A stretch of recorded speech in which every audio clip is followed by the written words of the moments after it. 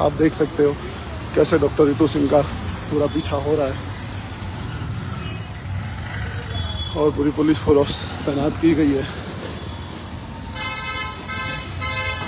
कि दूर से ही उनके पीछे 4 पुलिस वाले पीछा करते हुए आए हैं।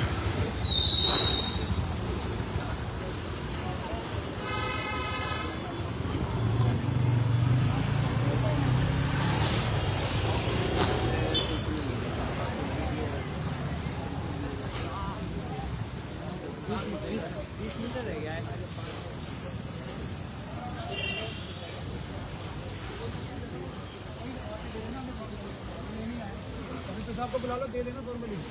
क्या आप पहुंच गए हैं सर इधर? क्या आप मांग रहे हैं आप? जी हम पहुंच गए जी, तो आज आप यहाँ क्यों आए मैम? क्या चाह रहे हो आप? धरना लगाना, देखना इसको छुपाना है सारा। आज जी आए एक सेकंड। जी सर। मौलिक धरना हमने कर दिया। मैं ये चाहता हूँ कि हमने ये पूछा है पुलिस से कि हमें वो कोई भी उनके पास कानूनी ऑर्डर है हमें रोकने का तो वो दे दें, वो हमें ये दे दो सर हमें।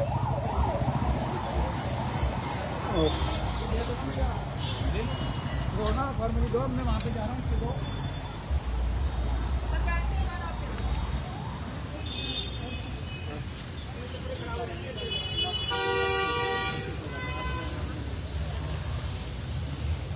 अपनी भी वीडियो बनवाओ आपका भी ना, हमको पूरी कानून का पता है।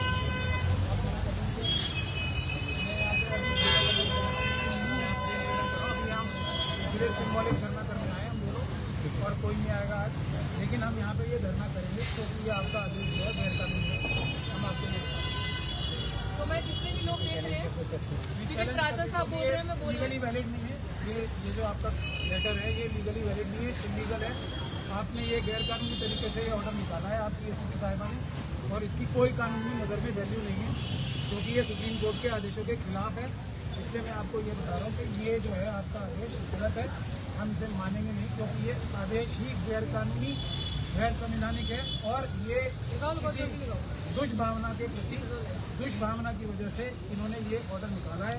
जो भी ये विदुषी कौशिक साहिबा है, असिस्टेंट कमिश्नर ऑफ पुलिस, और ये एक गैर कानूनी ऑर्डर जो पास किया है इसको हम मान नहीं सकते क्योंकि ये वॉइड एक्ट इनिशियो है, बिल्कुल भी इसमें कोई कानूनी शक्ति है ही नहीं। तो हम आपसे नम्र निवेदन करते हैं कि हम यहाँ से कल से यहाँ पे अपना धरना लगाएंगे, क्योंकि आप गैर कानूनी इस गैर कानूनी ऑर्डर का प्रयोग करके हमें ना करें। मैं आपसे ये निवेदन करना है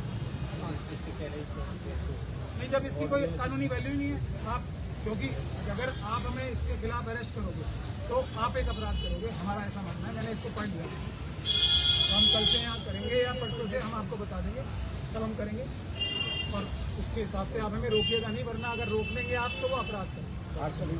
जी वकील साहब क्या हुआ है उस तरफ आ जाए।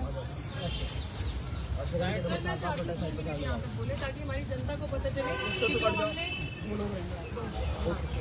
अभी जो हमने इधर नहीं, जो हमने कहा था सर, क्या हुआ है अभी हमें सरकार ने ये गैर कानूनी ऑर्डर जो कि बिल्कुल गैर कानूनी है, और एक तरीके से जो शेड्यूल कास्ट कम्युनिटी के लोग हैं उसके ऊपर स्पेशली क्रिएट किया गया है। दुनिया में सब धरना प्रदर्शन कर सकते हैं लेकिन डॉक्टर रितु नहीं कर सकती, इसलिए ये SC/ST एक्ट का एक अपराध है बहुत बड़ा। इसीलिए मैं अभी SHO साहब से, जब SHO साहब ने हमें यहाँ पे आके नोटिस सर्व किया तो मैंने उनको एक साफ तौर पे बताया कि ये एक आपराधिक षड्यंत्र के तहत ये ऑर्डर पास किया गया है, और वो षड्यंत्र SC/ST एक्ट का एक ऑफेंस है। इसलिए हम यहाँ धरने लगाने की अभी दोबारा शुरू कर देंगे, क्योंकि ये धरना यहाँ सांकेतिक कौन है, हमें जबरदस्ती हटाया गया। धरना यहाँ पर मौजूद है, भले ही वो अभी नजर ना आ रहा हो, लेकिन धरना यहाँ पर है क्योंकि वो संवैधानिक, कानूनी और संविधान और देश बचाने के लिए, यूनिवर्सिटी बचाने के लिए। तो धरना अभी भी यहाँ पर है, भले ही हम लोग यहाँ बैठे नहीं, हमारे धरना नहीं हटाए। बलपूर्वक जो काम होता है, एक कोर्ट की लैंग्वेज में एक और भी टर्म है स्टेटस को एंटे, स्टेटस को एंटे मान के चलिए आप, पूरे दुनिया को हम ये बताना चाहते हैं स्टेटस को एंटे। हम यहाँ ही बैठेंगे और देश का संविधान बचाएंगे, यूनिवर्सिटीज बचाएंगे। डॉक्टर रितु क्योंकि शेड्यूल कास्ट कम्युनिटी से आती है, उनके लिए स्पेशल ऑर्डर क्या है, ये 144 धारा का है। 144 धारा में ये पावर्स होती नहीं, वो एक अलग बात है, लेकिन ये दुनिया में यहाँ पे सब लोगों ने प्रोटेस्ट किया, सबने प्रोटेस्ट किया है, किसी के लिए ये ऑर्डर नहीं निकाला गया। ये इसकी खासियत है, ये क्योंकि doctor Ritu schedule caste community से आती हैं, इसीलिए इनके खिलाफ ये स्पेशल ऑर्डर जो निकाला गया ये अपने आप में SC/ST एक्ट का एक अपराध है। ये हमने इनको बता दिया है। अब ये अगर इसको तोड़ कर भी इस अपराध को करने के बाद अगर पुलिस एक और अपराध करना चाहती है ये धरना रोक के, तो वो यार धारा 144 में तो आप आंदोलन नहीं कर सकते ना। धारा 144 अगर कोई गैर कानूनी तौर पे शेड्यूल कास्ट कम्युनिटी को प्रदर्शन जो इतने कर रहे हैं अमित शाह जी के कहने पे मजबूरी में ही कर रहे हैं, मैं समझ सकता हूँ, लेकिन ये अपराध है जो किया गया है। मैं यही बताने आज आया हूँ। पुलिस कह रही है कि धारा 144 लगी है, उसके बावजूद भी आप क्यों यहीं पर आप जो है वो क्यों क्या नाम है प्रोटेस्ट करने के लिए अड़े हैं? आप कोई और जगह बता दीजिए, मैं इसलिए कह रहा हूं, पढ़ लें। हम क्या प्रधानमंत्री जी के घर के बाहर कर लें? जंतर मंतर है ना, तैयार है। जंतर मंतर पे जाइए। जंतर मंतर पे गैर कानूनी होता है, जो भी जंतर मंतर पे भी पुलिस अपराध कर रही है। मिशन सेफ कॉन्स्टिट्यूशन ने उसके खिलाफ एक पिटीशन डाल रखी है हाईकोर्ट में। उसमें पुलिस हमें अभी तक ये नहीं बता पा रही कि दिल्ली में प्रदर्शन करने के लिए उनके पास कोई नोटिफिकेशन है भी या नहीं है, कोई उनके पास गवर्नमेंट ऑर्डर या उनके डिपार्टमेंट का ऑर्डर है भी या नहीं, ऐसी बात भी वो नहीं बता पा रही। जंतर मंतर राष्ट्रीय धरना स्थल नहीं है। जंतर मंतर नहीं, पूरी दिल्ली राजधानी में कहीं भी धरना हो सकता है। ये कानूनी पोजीशन है, मैं आपको ये बता रहा हूँ। लेकिन ज्यादातर लोगों को ये पता नहीं होती बात, और एक धरना चल जाता है उसके तहत काम करते हैं। दिल्ली में कहीं भी धरना प्रदर्शन करना गैर कानून नहीं है। मैं यहाँ से इस बात को ऐलान कर रहा हूँ, जिसको चैलेंज करना है वो हमारी हाईकोर्ट में जो पिटीशन चल रही है उसमें आके हमारी खिलाफत कर ले। बट ये गैर कानूनी बात है जो पुलिस हर जगह धरना प्रदर्शन करने से, अगर वो शांतिपूर्ण है तो धरना प्रदर्शन से रोकना अपराध है।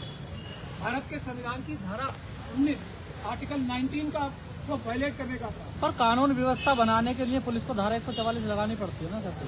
बिल्कुल लगानी पड़ती है, लेकिन वो ज्यादा से ज्यादा 6 महीने के लिए लगानी पड़ती है। ये ओब्लिक मोटिव से नहीं, जैसे इस केस में शेड्यूल कास्ट कम्युनिटी को प्रदर्शन नहीं करने देना, सबके लिए अलाउड है दिल्ली यूनिवर्सिटी। लेकिन क्योंकि अब डॉक्टर रितु ने किया, उसको हटाने के लिए जो खास तौर पर निकाला गया ये अपराध, ये धारा 144 की मंशा ही नहीं है। CRPC की धारा 144 जो होती है उसकी ये मंशा नहीं होती है, लॉ एंड ऑर्डर की होती है। हम तो संवैधानिक काम कर रहे हैं, हम तो संविधान बचाने की बात कर रहे हैं, तो हम संविधान हमें तो ऐसा क्यों कर रही है पुलिस? क्यों आप ही के साथ ऐसा क्यों भेदभाव? ये तो अपराध कर रहे हैं ना, ये अमित शाह जी, हम इसमें अमित शाह जी को भी मुलजिम बनाएंगे, क्योंकि ये उन्हीं के इशारे पे सब इस FIR में तो ये हम करने जा रहे हैं, उसमें हम अमित शाह जी को भी मुलजिम बनाएंगे। लेकिन पुलिस कह रही है डॉक्टर को बात कर रही है, आंदोलन कर रही है, तो वो अपनी कार्रवाई करें, हम अपनी कार्रवाई करेंगे ना। सब अपने अपने पुलिस भी और नागरिक अपने अपने संवैधानिक दायरों में बंधे हुए हैं। जो भी संविधान तोड़ेगा, पुलिस कोई कानून से ऊपर नहीं है, नागरिक भी कानून से ऊपर नहीं है। जो संविधान तोड़ेगा, जो कानून तोड़ेगा वो अपराधी होगा। ये अब अदालत तय करेगी कि हम अपराध कर रहे हैं या अमित शाह साहब के इशारे पर पुलिस अपराध। ये आंदोलन 100% होगा। मैंने कल भी किया था ऐलान, जब डॉक्टर रितु को दिन भर अपराधों के जाल में फंसा के इनका अब्डक्शन, इनके साथ मारपीट, इनका लूटपाट, इनके ऊपर हमला, सब कुछ करने के बाद भी हमने कल रात को भी बोला था बुराड़ी पुलिस स्टेशन में, जब इनको हम चुरा के बैठे वहाँ से बोला था धरना यहाँ पर हटा ही नहीं है, लोग होगा कैसे दोबारा? हम लोग सांकेतिक धरना यहाँ पर दे रहे हैं, यहाँ पर नजर नहीं आ रहा, लेकिन हमारे शरीर और आत्माएं यही है। पुलिस ने पानी भरवा दिया है कल ये जितना वो क्या है जुल्मी जब जुल्म करेगा सत्ता के गलियारों से चप्पा चप्पा गूंज उठेगा जयपुर के नारे। ये पानी कुछ भी नहीं है, ये कांटे लगा दें यहाँ, ये अंगारे बिछा दें यहाँ पे, हम यहाँ से नहीं। आगे आंदोलन जारी रखने की आप बात कर रहे हैं, कोई परमिशन वगैरह पुलिस से या परमिशन की जरूरत होगी तो लेंगे ना। मैं यही आपको इतनी देर से समझा रहा हूँ, परमिशन की जरूरत नहीं है। पुलिस को हमें इन्फॉर्म तो करना पड़ेगा ना पुलिस को हमको कि हम बैठ हमने कर रखा है। हमने ऑलरेडी सबसे जब बताया था, जब से कर रखा है, और हमने एक भी कानून नहीं तोड़ा जब से हम यहाँ पे 138 दिन से बैठे हैं। आज 137 दिन हो गए, हम अभी भी बैठे हैं यहाँ। हमारे शरीर और आत्माएं, हमारे शरीर यहाँ पे नहीं है, लेकिन आत्माएं यहीं पर हैं। कल आप लोगों ने आरोप लगाया कि हमारा सामान चोरी हो गया है। चोरी नहीं, लूट लिया, लूटा गया है, चोरी नहीं हुआ है। किसने लूटा? चोरी होता है छुप के, जो जबरदस्ती छीना जाता है सामान, वो लूट। मेरे सारे डॉक्यूमेंट्स जो जिंदगी की जमा पूंजी, मेरा बैग यहाँ पे था, वो चोरी किया है, ये डकैती करी है लास्ट कार को। And look at the dirty tricks of this administration, Delhi university administration as well as police, they all are working, क्योंकि ये सब स्वीकार ऐसे करते हैं। अब सर ने जैसे बात बताई कि हमने क्या के इशारे पे, एवरीबडी इज वर्किंग RSS के इशारे पे। आपने कभी जिंदगी में नहीं देखा होगा, और आपको सबसे बड़ा दिखेगा कि यूनिवर्सिटी विश्वविद्यालय हैज बिकम एरिना ऑफ जातिवाद, कास्टिज्म, जातिवादी जातंकी गुंडे यहाँ पे बैठे हैं कि जो सिर्फ अम्बेडकर से करते हैं। और मैं आपको बताऊं, आपने पूछा पानी, कि हम यहाँ बैठ ना जाए, दलित आदिवासी गरीब मजदूर यहाँ बैठ के प्रदर्शन न करें, इसलिए इसको गीला कर दो, ये आने बैठे।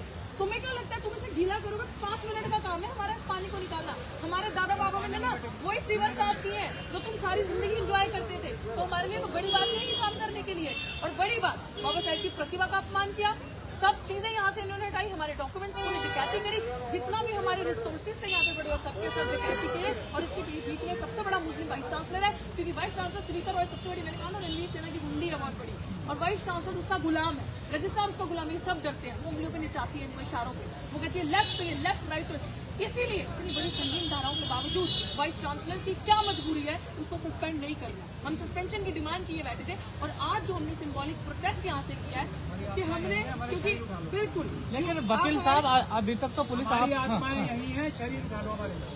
अभी तक तो पुलिस आपका साथ दे रही थी ना, 135 दिन आंदोलन चल। पुलिस का फर्ज है, अगर वो कानून के हिसाब से चल रहे तो उन्हें प्रोटेक्शन देना उनका फर्ज है, ड्यूटी कर रहे थे वो।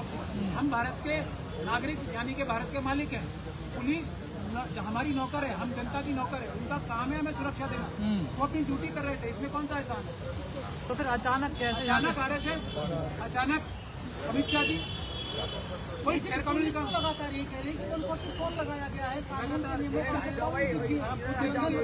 आप खुद देख लीजिए, 23/12 का ऑर्डर है ना, ये कल क्या हुआ था। मैं ये कह रहा हूँ ना, ये एक अपराध है, मैं आप सब लोगों को बता रहा हूँ, अभी हम इसके खिलाफ FIR फाइल करेंगे ना, मैं आपको खुद ही कह रहा हूँ, ये अपराध किया है, ये ऑर्डर निकाल के अपराध हुआ है SC/ST। रितु जी, ये प्रदर्शन करना कितना महत्वपूर्ण है, और आप कहना चाहेंगे कि ये जो पैटर्न है एडहॉक टीचर्स को निकाला जा रहा है, कोविड के टाइम से ये हो रहा है, इस पर आप क्या कहना चाहेंगे?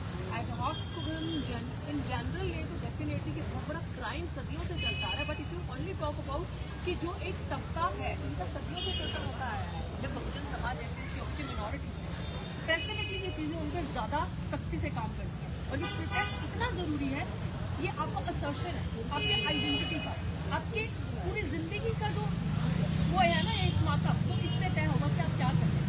ये प्रोटेस्ट अगर नहीं करते तो जिस तरह से जुल्म आज एक महिला न्यूज पे ढा रहे हैं, ये मैंने आपको कल भी ये चीज कही थी कि ये चाहते हैं कि अगला रोहित वेमुला तैयार, ये इनको लुत्फ मिलता है, आनंद मिलता है इंस्टीट्यूशनल मर्डर करके हमारे बच्चों का।